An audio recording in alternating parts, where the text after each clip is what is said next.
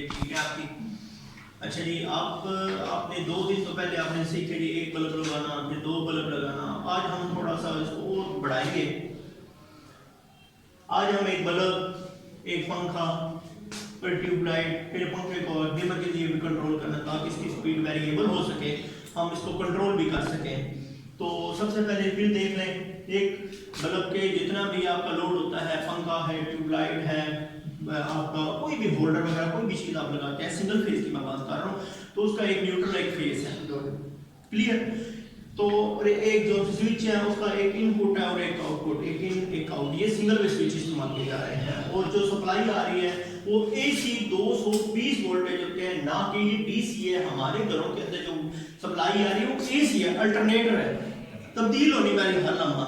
और ये सारी वायरिंग आपकी पैरेलल के अंदर है। कई बच्चों को ये समझते हैं कि ये सारा का सारा जितनी भी वायरिंग हो वो सीरीज में होती है। सीरीज के अंदर नहीं होती, ये पैरेलल के अंदर होती है। क्योंकि देखें ना, हर एक चीज अलग अलग चल रही है। सीरीज में होती तो आपको हर चीज ऑन करनी पड़ती थी, एक ही लम्हे वो चलनी थी, एक लम्हे की बंद होनी थी। लेकिन वो फिर उनकी स्पीड क्या हो जाती थी, वोल्टेज आपके तकसीम हो जाते थे। यहाँ पे वोल्टेज क्या है, सब पे सेम है, एक स्पीड के ऊपर चल रहा है। पंखे हैं, ये भी पैरेलल के अंदर, वो भी ज्यादा है, ये भी ज्यादा है। तो वोल्टेज अगर फिर इसको 110 मिलना है तो उसको भी 110 मिलना शुरू हो जाता है। 110 में स्पीड क्या हो जाती है, कम हो जाती है, क्योंकि प्रेशर कम हो जाएगा तो स्पीड क्या होगी, कम होनी चाहिए, तो भी कम हो जाती है। तो इसीलिए तो आपको पता होना चाहिए, ये हमारी जो वायरिंग होती है, घरेलू वायरिंग, वो सारी की सारी पैरेलल के अंदर, सीरीज के अंदर ये नहीं होती। तो हमारा जो आज का टॉपिक है वो देख लें। तो सबसे पहले हम क्या कर देते हैं, जो न्यूट्रल है वो सारी क्या कर लेंगे, कॉमन। तो देखें,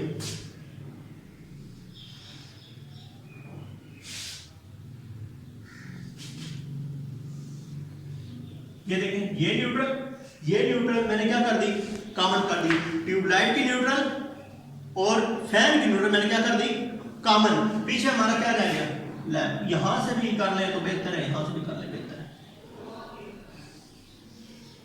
देखिए सारी न्यूट्रल क्लियर होगी, न्यूट्रल सारी आपस में जुड़ गई। अब पीछे क्या रह गई, मेन न्यूट्रल। तो मैंने इसको उठा के फिर क्या कर दिया, मेन न्यूट्रल के साथ आपने जोड़ दिया। पीछे हमारे रह गए स्विच का एक पॉइंट आपका इन है, दूसरा आपका आउट है। वो कोई नहीं है बात, आप ये इन बना ले, ये आउट बना ले। जिसके अंदर एक मतलब इसके अंदर इन है तो वो ऑटोमेटिकली आपका आउट हो जाएगा।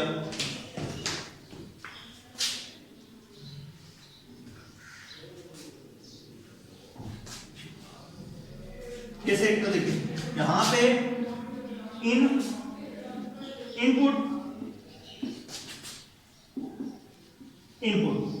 यहां पे देखिए सबको इनपुट मिलना शुरू होगी, यानी कि यहां तक हमारा फेज पहुंचा है। अब ये आउट निकालने के लिए फिर क्या करेंगे, जो चीज आप जिससे कनेक्ट करना चाहते हैं, फॉर एग्जांपल ये स्विच नंबर 1 है तो आप इसके जरिए ट्यूबलाइट को कंट्रोल कर सकते हैं। इसका फेज आपने निकाल के उसको दे देना है। अगर ये आपने ये वाला इसको कंट्रोल करना चाहते हैं तो ये नंबर 2 वाला आप लैंप के जरिए कंट्रोल कर सकते हैं। इसका आउट जिसको देंगे वो उसके साथ कंट्रोल होगा। बात समझ आ रही है सर? तो ये देखें, ये आप लैंप के जरिए कंट्रोल करना चाहते हैं तो इसकी जो आउट होगी, ये आउटपुट आपने उठा के इस लैंप के साथ जोड़ देना। अब आ जाता है हमारा डिमर हमारा क्या है, ये एक वेरिएबल रेजिस्टेंस होती है जिसके जरिए हम क्या करते हैं, फैन की आपकी स्पीड को कंट्रोल कर रहे होते हैं। आपने इसकी आउटपुट इसकी आउट फिर इसकी फैन की इन बनेगी, यानी कि आपने ये वाला टर्मिनल उठा के इस पे और इसको उठा के आगे लेके जाना है।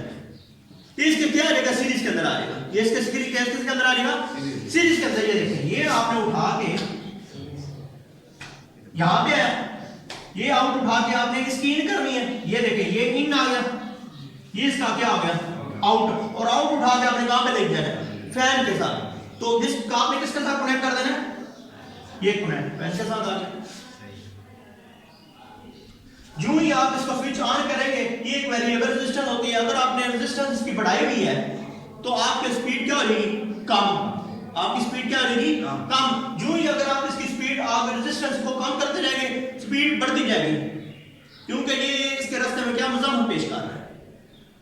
अब आखिरी जो पॉइंट है वो आपका ट्यूबलाइट का, वो सिंपल है। जैसे आपने ये कंट्रोल किया था वो भी इसने कंट्रोल कर देना है। ये उठा के इस पॉइंट के साथ अब जो अगर ये स्विच आप ऑन करेंगे, इसकी जो पतरी इसके साथ शॉर्ट हो जाएगी और इसको सप्लाई मिलना शुरू हो जाएगी, ये भी लैंप रोशन होना शुरू हो जाएगा।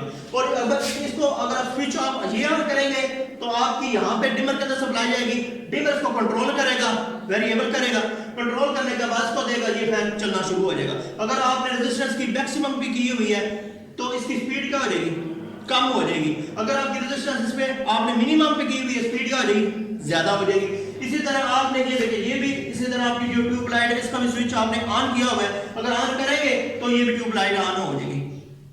अगर आप इसको डिस्कनेक्ट करेंगे, इसको ऑफ करेंगे, ये भी ट्यूब लाइट आपकी ऑफ हो जाएगी। तो बात इसमें समझ ना आई हो, ठीक है सर, क्लियर? यस सर जी।